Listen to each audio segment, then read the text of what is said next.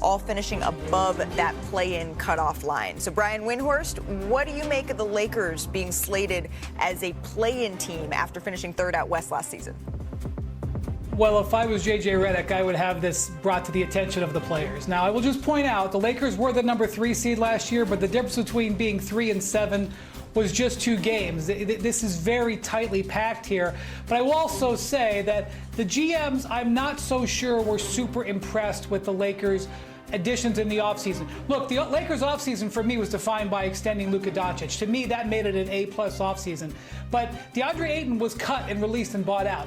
Marcus Smart, cut, released, and bought out. Jake LaRavia, a guy who has bounced around a little bit, didn't even get the last year option picked up on his rookie deal.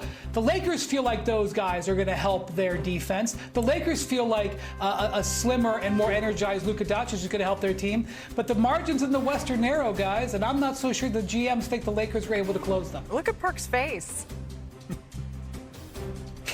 Yeah, because those same GMs, 50% of them that don't know what they're doing, got the Clippers ahead of the Lakers. So I can't respect the list anyway, because the rankings anyway, because the Clippers, they have so many unknowns. We know that James Harden fold like clean sheets every postseason. Don't know if Kawhi Leonard is going to be healthy. But it's to the point now where it's like, damn if you do, damn if you don't, if you're Rob Pelinka. You go out and you get DeAndre Ayton, address the center position the best way possible. You get a pointed attack defender on the perimeter in Marcus Smart, who has new life. But if he couldn't go out and do anything else, because it probably would involve them having to move on from Austin Reeves, who, by the way, all the GMs probably want and be blowing up Rob Pelinka's phone. So again, I believe that the Lakers are going to finish top 6. I believe they're one of the better teams in the Western Conference. I believe that Luka Dončić is going to be, he's my MVP front runner heading into this season. I feel like we're going to have this argument all year as far as where the standings is. I think Brian hit it on it. I just think there's so little separation where everyone else is outside of Oklahoma City compared to where maybe Houston and Denver are probably a little bit ahead of the pack. I would say so. But when you look at Golden State and the Lakers and the Clippers, I think the big question, I'm not going to put myself in the minds of the GMs who voted on this, the concerns with LeBron at age 40 years old, where he is from, coming off this injury here, and the depth of this roster. They did enough this offseason with DeAndre Ayton and Jake LaRavia and Marcus Smart to be part of the conversation. But if I'm going to be on the mound fighting for the Lakers, it's not going to be that one right there. I could see them being in that spot contending for a play-in spot. The optimistic view for the Los Angeles Lakers is that they only had Luka Dončić for half a season, and they were still third in the Western Conference, right? The optimistic view is they now have a training camp with Luka in the best shape, one of the best off seasons of his career, and let's see how far they can go that way. But what Brian is saying is GMs are looking around and saying just because you took other people's scraps, that doesn't necessarily make it so that we believe in you as a team. That's the GM's view. I'm not so sure that that's mine. As for the coaching side of all of this, Heat head coach Erik Spoelstra won both Best Head Coach and Best Manager and Motivator of People. That's a title that's pretty good. Shams, I understand you have some news on Spo. Yeah, Malika, sources tell me that Erik Spoelstra will be named the next USA basketball men's national team head coach. Okay. So he's succeeding Steve Kerr in the position. So he's going to have the 2027 World Cup and then the 2028 Summer Olympics here in Los Angeles. And Spoelstra is someone that USA officials really likened to all the past year. They really narrowed into Spoelstra as the next head coach for this job. And you think about the cycles that we've seen. Greg Popovich at the Tokyo Olympics, then Steve Kerr, who was the lead assistant on his staff, he takes over. Spoelstra was the lead assistant on Steve Kerr's staff. Right. Now he takes over. But I think he's someone that we could see. He's young enough to where he could have multiple cycles here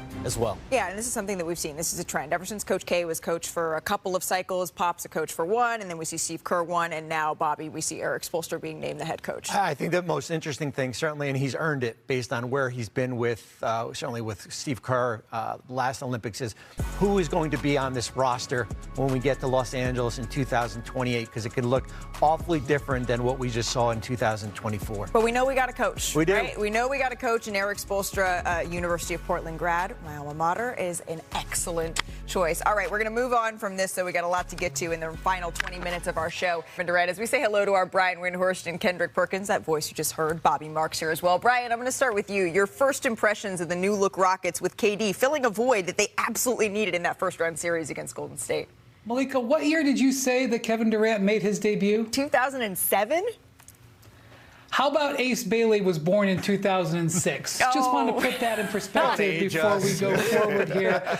Look, I am not surprised at all that Kevin Durant came in a different uniform and started knocking down jumpers. I am not surprised at all that he's in excellent condition and ready to go. But what I took away from this game was how awesome the overall Rockets looked on offense, despite learning to live without Fred VanVleet. And I realize the Jazz are not going to be there in the playoffs this year. But boy, did Alperen Şengün impress me. You know, we've got other guys who played in the Eurobasket tournament for their countries this year who are not playing for their teams. Şengün has come into Rockets camp on a mission. He has looked terrific in these first two games. Last night had 13 rebounds. They're getting the ball to him at the center of the floor, letting him distribute. Look, we know he's got some limitations defensively. That we know. But we also know the Rockets have defensive ways that they can back him up. This was an incredibly impressive start to the Kevin Durant era and very impressive for the Rockets' overall offensive play. Well, we're only 1 week into preseason, but I think there's so many things you can take away. We were just talking about the length of Kevin Durant and Jabari Smith Jr., two players that are basically 7 foot. It's like the Spider-Man meme when they're on the floor together. There's a lot of similarities. Remember, this is a team that was one of the best defensive teams last year already. Now you add Kevin Durant. The other thing, as Brian said, you had Şengün. We were wondering who's playing point guard here. 19 assists the last 2 games.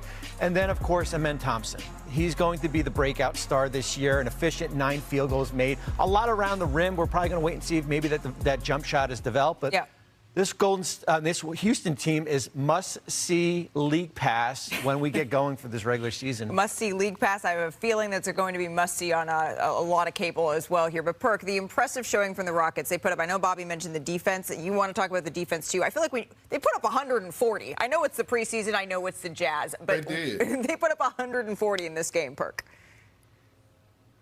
They did. And look, I believe they're going to be the best offensive team in the league. They had 32 assists last night, 68 paint points, and 13 dunks. They're going to get out and run, but they're going to get stops. And it's going to be led by their best defender in Amen Thompson, who I believe is going to challenge Victor Wembanyama in the next few years as the best two-way player in the game. Look at this right here. It's instincts. Look at him. He's supposed to be at the nail, active hands, getting out in transition, speed, quickness, IQ. One of his assists right here to Jabari Smith for the lob.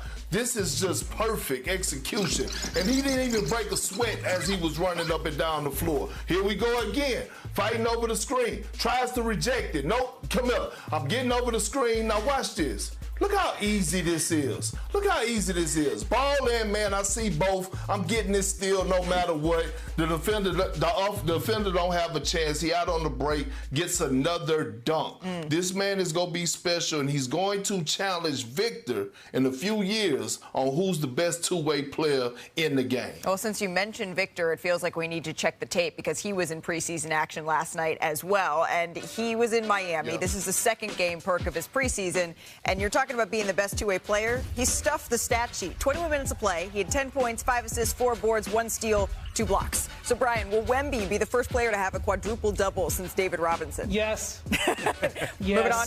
Yes. You know, Malika, so the Spurs are playing without their top 3 ball handlers right now, so I don't know how to evaluate what's going on there, but he is going to be hell at the top of the floor. To the Celtics. They were in Memphis taking on the Grizzlies. A lot of injuries here for Memphis. Jason Tatum, though, supporting his squad. His partner, Jaylen Brown, 21 points in 20 minutes. Got into a little scuffle, a pre-scuffle with Vince Williams Jr. in the second quarter. Perk, do you like the fire that we're seeing here from Brown and from Williams, too?